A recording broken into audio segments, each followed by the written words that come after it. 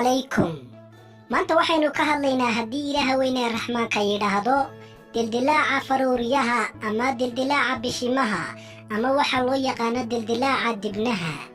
haddaba faruuriyaha oo dildilaaca ama qalfoof yeesha waxa loo yaqaan cheilitis waana xaalad ka dhalata markii faruuriyuhu qalalaan kadibna ay dilaacaan.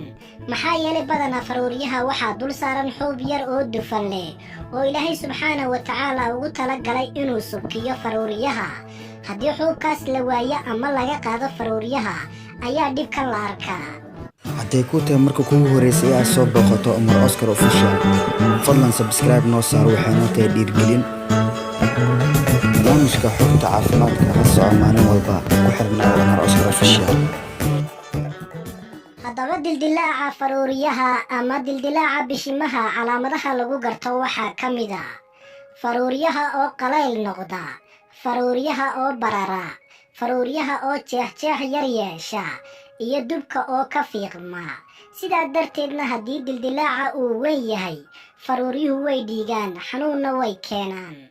haddaba haddaynu ka hadalno asbaabaha keeni kara faruuriyaha oo jeex-jeexma waxyaabo badan ayaa keeni kara, laakiin waxaa ugu caansan faruuriyaha jeex-jeexma xilliga qaboobaha. waxyaabaha kale caanka ah oo faruuriyaha dilaaciya waxaa ka mid ah caadada faruuriyo leefleefka taasoo xuubka dufanka la ka qaada. waxaa kaloo keeni kara haddii jirkaaga uu ku yar yahay fiitamiinada iyo macdanaha qaar oo jirka wax u tara.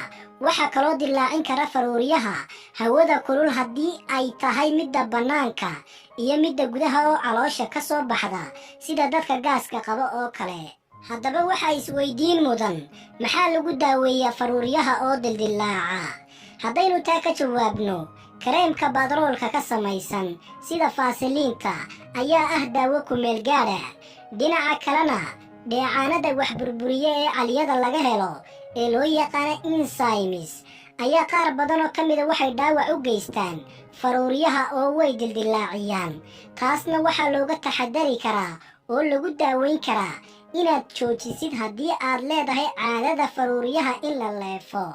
dhinaca kalena dadka ay ku yar yihiin fiitamiinada iyo macdanta jidhku u baahan yahay waa inay qaataan.